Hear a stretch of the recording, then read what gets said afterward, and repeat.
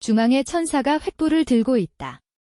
이것은 예언의 상징으로 사용되어 왔던 것이다. 오른쪽에는 무녀 쿠마나가, 왼쪽에 천사가 든 명문의 문장, 죽은 이의 부활을 읽고 있다. 이 문자를 쓰는 이는 무녀 페르시카이며, 이 밖에도 시스티나 성당의 미켈란젤로가 그린 것과 유사한 6명의 무녀가 각각 예언의 명문을 든 천사와 함께 있다.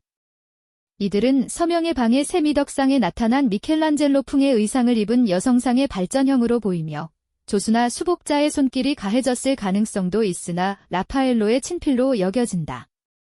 이곳은 미켈란젤로의 형식미가 사라지고 기교적인 선의 유희로 변화되어 있다. 두루마리를 들고 날아다니는 천사의 형상은 고대 로마 석관 부조에서 흔히 보이는 관례적 장식이다. 전반적으로 공간 표현이 사라졌을 때 라파엘로의 인체 묘사가 어떤 결과를 낳는지를 보여준다. 포스트 클래식 경향은 16세기 중엽 이후 바사리 등의 세대에겐 아름답게 받아들여졌으나 라파엘로의 고전적 시기는 짧았다고 할 수 있다. 보르고의 화재. 9세기 중엽 레오 4세 치세에 일어난 화재를 진압하는 기적을 당시 교황 레오 10세를 찬양하기 위해 그린 것이 이 그림이다. 중앙 훨씬 뒤편에 레오 4세가 기적을 행하는 모습으로 등장하지만 보는 사람에게는 주제의 의미가 명확하게 전달되지 않는다. 아테네 학당에서는 동일한 배치를 통일된 공간 구성이 살려주었으나 여기서는 공간의 좌우 대칭성과 균형이 무너져 화재가 전면에 등장하게 되었다.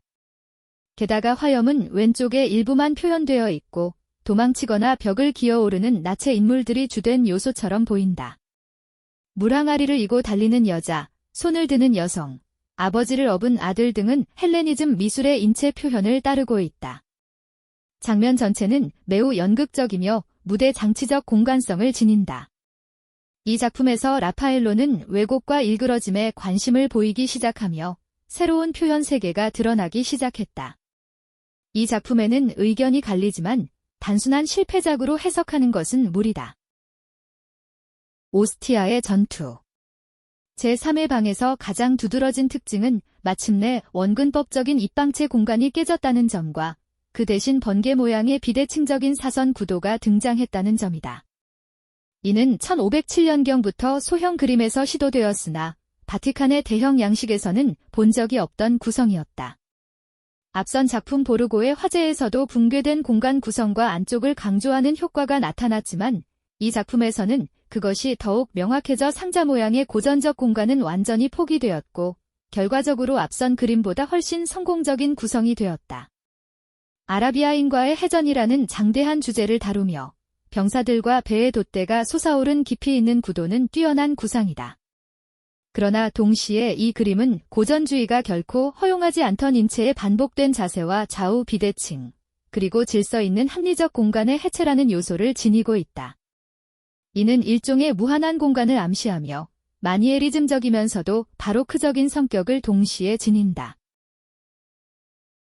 기적의 고기잡이. 밤새도록 고기를 한 마리도 잡지 못한 베드로와 그의 형제의 배에 예수가 명하자 고기가 많이 잡혀 두 번째 배가 동원되었고 베드로는 주님을 두려워하게 되었다. 이에 예수가 그들을 달랜다는 성서의 이야기이다.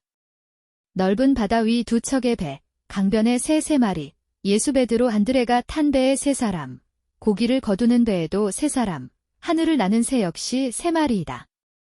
이들은 지그재그로 굽이치며 페루지노에게 배운 방식으로는 구현할 수 없는 무한 공간의 저편까지 뻗어나가는 사선을 이룬다. 이러한 사선 구성은 베네치아파의 풍경 원근법에 바탕을 두며 라파엘로는 그곳에서 이를 익힌 것으로 보인다. 배가 인물에 비해 작게 그려졌으나 서 있는 안드레를 정점으로 한 인물들의 머리선이 산처럼 솟아 시선을 이끈다. 새에서 풍경에 이르기까지 모든 요소는 예술적 리듬을 위한 정교한 배치이며 타피스트리라는 장식화 형식은 자연의 논리에서 라파엘로를 해방시키고 창조적 자유를 부여했다. 노아 이야기. 율리우스 2세를 위해 브라만테가 설계한 바티칸 궁전의 주랑은 라파엘로의 장식성이 가장 잘 드러난 공간이다. 그로테스크 무늬, 스투코 조각, 천장의 52구획에 달하는 라파엘로의 성서 도해가 그것이다. 이 로지아는 라파엘로파의 수업장이자 아틀리에였으며 라파엘로는 대생만 했다는 설도 있고 지울리오 로마노, 바가나, 바사리 등 재능 있는 제자들이 일부 참여했을 가능성도 있다. 결국 이들은 16세기 라파엘로파의 공동작품으로 간주된다. 그 중에서도 방주의 그림은 과감한 구도로 뛰어난 구성력을 보여주며 거장의 소품에 걸맞은 작품이다. 전경에 뼈대만 남은 배를 배치하고 그 안에서 멀리 풍경을 바라보는 시선은 신선한 감각을 자아낸다. 일부 그림은 마니에리스트적 복잡성을 지니지만 대담한 공간 활용은 주목할 만한 포스트 클래식 도상의 예다. 이는 최후의 심판과는 달리 고전적 원근법을 버리는 것이 아니라 오히려 과하게 사용해 그것을 깨뜨린 표현이다. 성 미카엘과 악마 1517년 추기경 지울리오 데 메디치의 의뢰로 제작된 이 작품은 라파엘로의 구상에 따른 것임이 분명하다. 그러나 그가 얼마나 직접 그렸는지 또는 수복자가 얼마나 손질했는지에 대해서는 여러 설이 있다. 전적으로 그의 작품이라 보는 이는 하하트뿐이다. 라파엘로는 이 주제를 움브리아에 있을 때도 여러 번 그린 바 있다. 처음에는 상자 형태의 공간에서 환상적 이야기로 그렸지만 수십 년이 지나 성숙한 단계에 이르자 끝없는 하늘을 배경으로 한 대각선과 팔자 구성을 통해 남성적인 투쟁이 에너지를 폭발시키는 장면으로 발전했다. 여기까지 이르기까지 수많은 연마의 과정이 있었음을 짐작할 수 있다.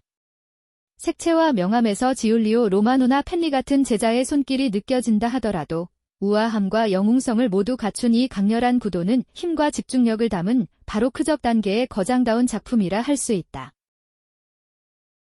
그리스도의 변용 런던의 습작을 통해 이 회귀적 구도가 처음에는 컴퍼스로 그린 두 개의 맞닿은 원에서 시작되었음을 알 수 있다. 화면 상단 오란테 자세의 예수는 라파엘로의 손길이 분명하며 걸작으로 여겨졌다. 반면 아래 악마에 들린 소년의 장면은 주제와 어울리지 않는다며 거장의 작품으로 인정받지 못했다. 실제로 하단 부분은 라파엘로의 죽음으로 미완성 상태였고 펜리와 지울리오가 완성한 것이 확인되었다. 그러나 그의 치밀한 구성력과 몰입을 이해한다면 단순한 변용 장면에 그치지 않고 극적이고 지상적인 비참함이 가득한 장면을 자발적으로 선택했음을 알 수 있다. 전체 구성은 팔자 형태로 제단화 후기 라파엘로의 대표적 구조이며 등장인물의 자세도 익숙한 포즈들이다. 강한 명암과 색채, 상승하는 듯한 황홀감은 바로크적이며 티치아노의 성모 승천과 함께 역사화에서 라파엘로가 남긴 마지막 위대한 양식의 선언이다.